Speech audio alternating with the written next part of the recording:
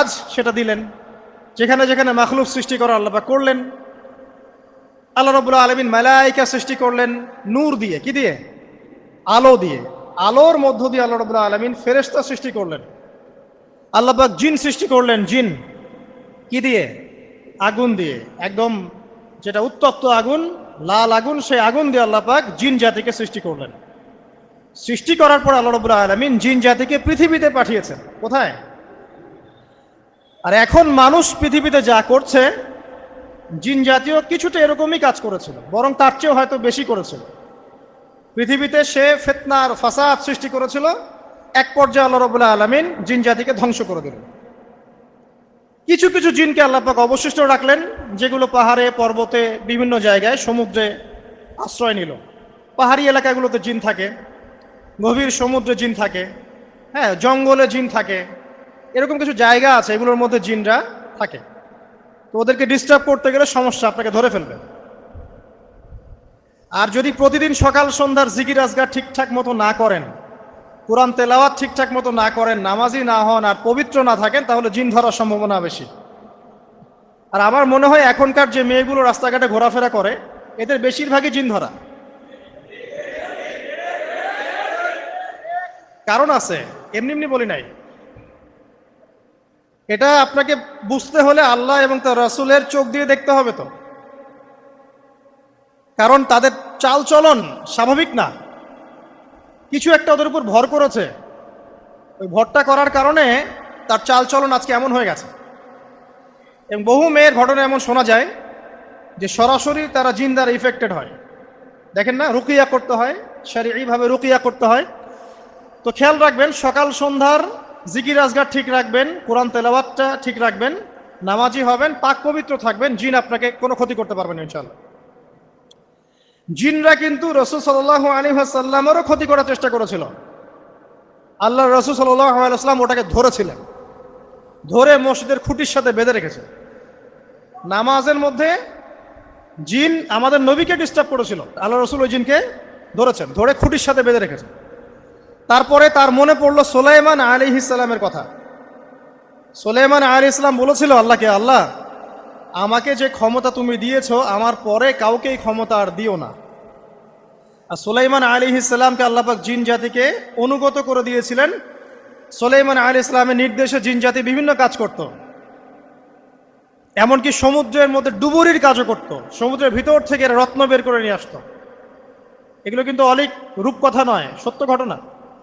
তখন নবী সাল্লাল্লাহু আলাইহি ওয়াসাল্লাম বললেন যে আমার ভাই সুলাইমানের কথা আমার মনে পড়ে গেল, তাই আমি জিনটাকে ছেড়ে দিলাম।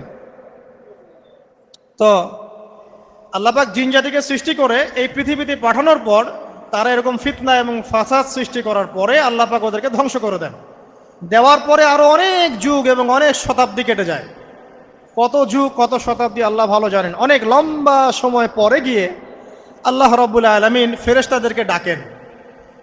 কাদেরকে ডাকেন? তাদেরকে ডেকে বলেন, ওয়া ইয ক্বালা রাব্বুকা লিল মালায়েকা, স্মরণ করো নবী সেই সময়ের কথা যখন তোমার রব ফেরেশতাদেরকে ডাকলেন, ডেকে বললেন, ইন্নী জাইলুন ফিল আরদি খলিফা, হে ফেরেশতা মণ্ডলী, আমি পৃথিবীতে আমার খলিফা পাঠাতে চাই। কি পাঠাতে চাই ভাই? খলিফা। খলিফার দুটো অর্থ। একটা হচ্ছে ওই যে জিনরা যে চলে গেল, ওর স্থলাভিষিক্ত হয়ে আরেকটা জাতি, স্থলাভিষিক্ত হওয়া।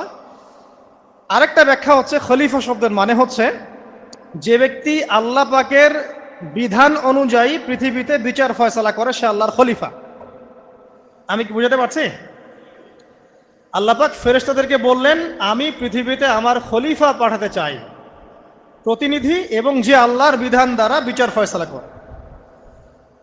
তখন ফেরেশতারা বলছেন, ক্বালু, ফেরেশতারা বলছেন, আতাজআলু ফিহা মান ইউফসিদু ফিহা ওয়া ইয়াসফিকুদ দিমা, হে আল্লাহ, আপনি কি এমন কোন সৃষ্টিকে আবার পৃথিবীতে পাঠাতে চান যে পৃথিবীতে গিয়ে ফিতনা ফাসাদ সৃষ্টি করবে অথবা রক্তপাত ঘটাবে? ফেরেশতারা এই কথা কিভাবে বলতে পারলো? হ্যাঁ, জিন জাতির অভিজ্ঞতার আলোকে। ঠিক আছে? তখন আল্লাহ পাক বলছেন, ইন্নী আ'লামু মা লা তা'লামুন, দেখো আমি যা জানি তোমরা তা জানো না। মানে তারা ফিতনা ফাসাদ সৃষ্টি করতে পারে, কিন্তু আমার কিছু মুখলেস বান্দা থাকবে যারা এই পথে পা বাড়াবে না। আচ্ছা, এবার আল্লাহ রাব্বুল আলামিন আদম আলাইহিস সালামকে সৃষ্টি করলেন। আল্লাহ পাক নিজের হাত দিয়ে আদম আলাইহিস সালামকে সৃষ্টি করেছেন। সূরা সদের মধ্যে আল্লাহ পাক বলেছেন, দেখুন মহাবিশ্বের কোনো সৃষ্টির ব্যাপারে বলা হয়নি যে খলাকতু বিয়াদাই, আমি নিজ হাতে তাকে সৃষ্টি করেছি। শুধুমাত্র আদম আলাইহিস সালাম আমাদের পিতার ক্ষেত্রে বলা হয়েছে খলাকতু বিয়াদাই, আমি নিজ হাতে তাকে সৃষ্টি করেছি।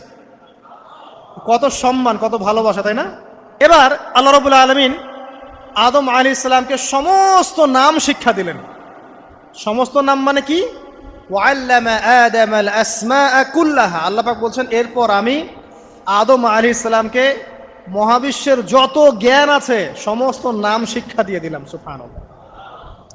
যেই জ্ঞান ফেরেশতাদেরও ছিল না, যেই জ্ঞান ইবলিসেরও ছিল না। ইবলিস কিন্তু অনেক জ্ঞানী ছিল, অনেক বড় আবেদ ছিল, সে দীর্ঘদিন আল্লাহর ইবাদত করেছে, কিন্তু এই জ্ঞান কিন্তু তারও ছিল না, ফেরেশতাদেরও ছিল না। সুম্মা আরাদাহুম আলাল মালাইকা, এরপর আল্লাহ রাব্বুল আলামিন আদম আলাইহিস সালামকে ফেরেশতাদের সামনে নিয়ে আসলেন, উপস্থাপন করলেন, মহাবিশ্বের ঘটনা এটা ঘটছে।